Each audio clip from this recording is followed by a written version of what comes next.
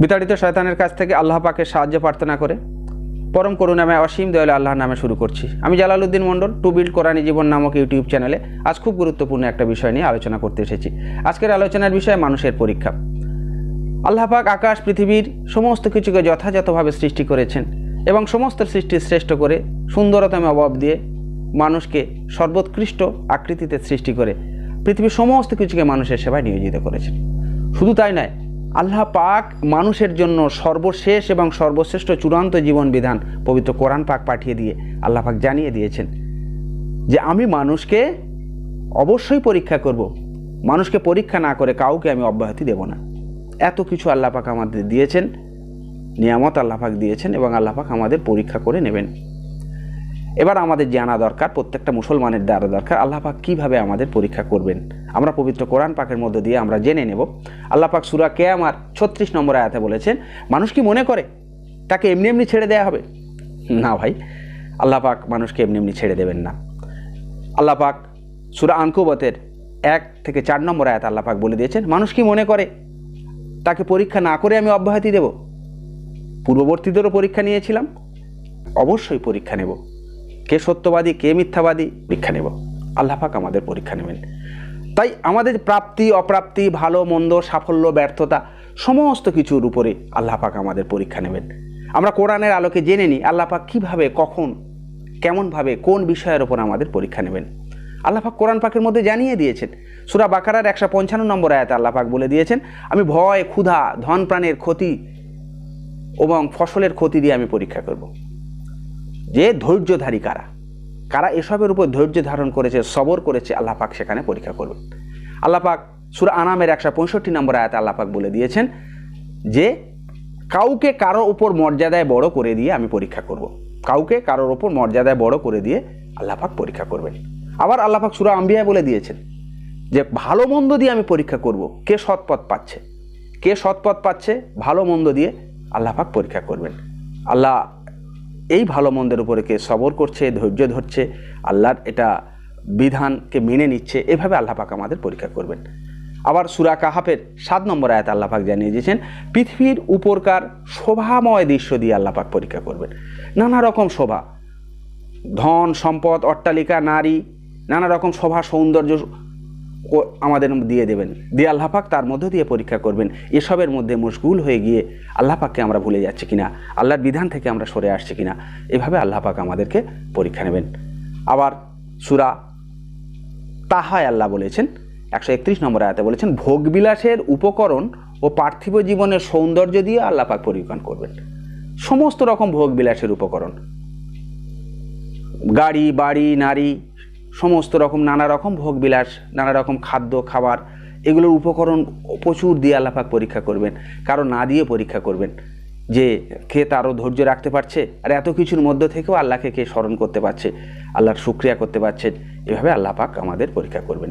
আল্লাহ পাক সূরা জুমারেও বলে দিয়েছেন যে দুঃখ দৈন্য দিয়ে আল্লাহ পাক পরীক্ষা করবেন, কাউকে আবার অনুগ্রহ দিয়ে আল্লাহ পাক পরীক্ষা করবেন। এইভাবে নানাভাবে আল্লাহ পরীক্ষা করবেন। আল্লাহ সূরা মুলকে বলে দিয়েছেন মানুষের জীবন ও মৃত্যু দিয়ে আল্লাহ পাক পরীক্ষা করবেন। জীবন আর মৃত্যু দিয়ে আল্লাহ পাক পরীক্ষা করবেন। আবার সূরা দাহারে আল্লাহ পাক বলেছেন, আমি মানুষকে নাপাক শুক্র দিয়ে তৈরি করেছি, নাপাক শুক্র বীর্য থেকে তৈরি করেছি, তাকে চিন্তা করার ক্ষমতা দিয়েছি, দেখার শক্তি দিয়েছি, বোধ বুদ্ধি দিয়েছি, চেতনা দিয়েছি, হৃদয় দিয়েছি, সেই নাপাক বীর্যকে সবই আমি দিয়েছি তাকে। তবু সে গর্ব করে, তবু আল্লাহকে অস্বীকার করে। এইভাবে আল্লাহ পাক সৃষ্টি করে আল্লাহ পাক পরীক্ষা করছেন। আমাদের অ্যালার্ট হতে হবে, সচেতন হতে হবে, এই পরীক্ষায় সাফল্য পেতে হবে। আল্লাহ পাক বলে দিয়েছেন এগুলো দিয়ে আমি পরীক্ষা করব। আমাদের সে পরীক্ষা জেনে শুনে পাশ করতে হবে। আল্লাহ পাক সর্বশ্রেষ্ঠ যে পরীক্ষা আমাদের নেবেন, সবচেয়ে বড় মোহময় জিনিস আল্লাহ পাক আমাদের দেবেন, যার জন্য দুনিয়া আমাদের অধিকাংশ সময় আমরা তার পিছনে ব্যয় করছি। সেটা কি? ধন দৌলত আর সন্তান সন্ততি। এই সবের পিছনে আমাদের জীবনের অধিকাংশ সময়, আমাদের আকাঙ্ক্ষা, বাসনা, কামনা, অধিকাংশ সময় সবের পিছনে আমরা ব্যয় করি। আল্লাহ পাক এইগুলো দিয়ে সবচেয়ে শ্রেষ্ঠ পরীক্ষা আল্লাহ পাক আমাদের নেবেন।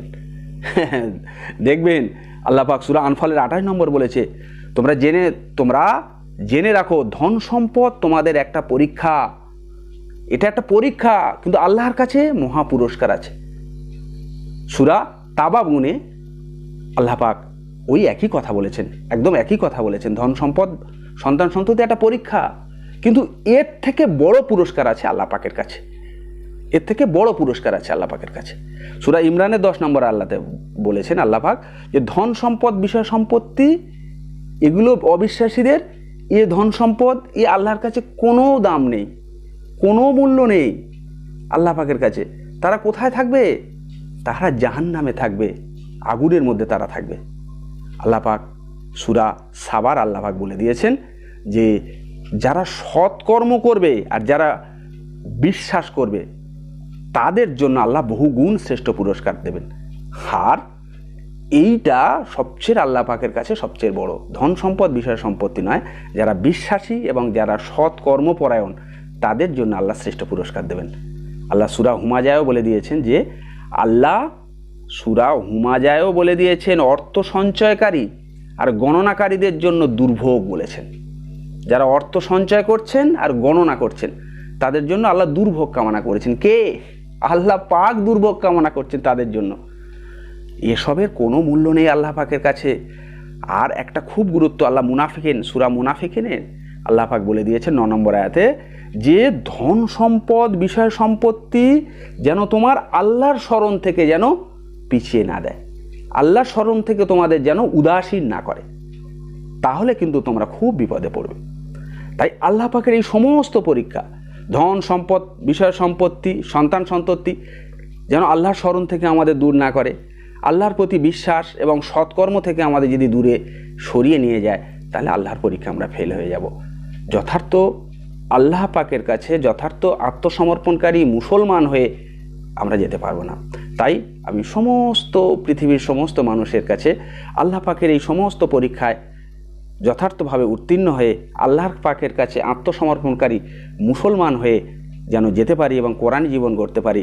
আর এই সমস্ত কিছুকে আর সবার মধ্যে ছড়িয়ে দেওয়ার জন্য শেয়ার ও সাবস্ক্রাইবের মাধ্যমে ছড়িয়ে দেওয়ার জন্য কামনা রেখে আমি শেষ করছি।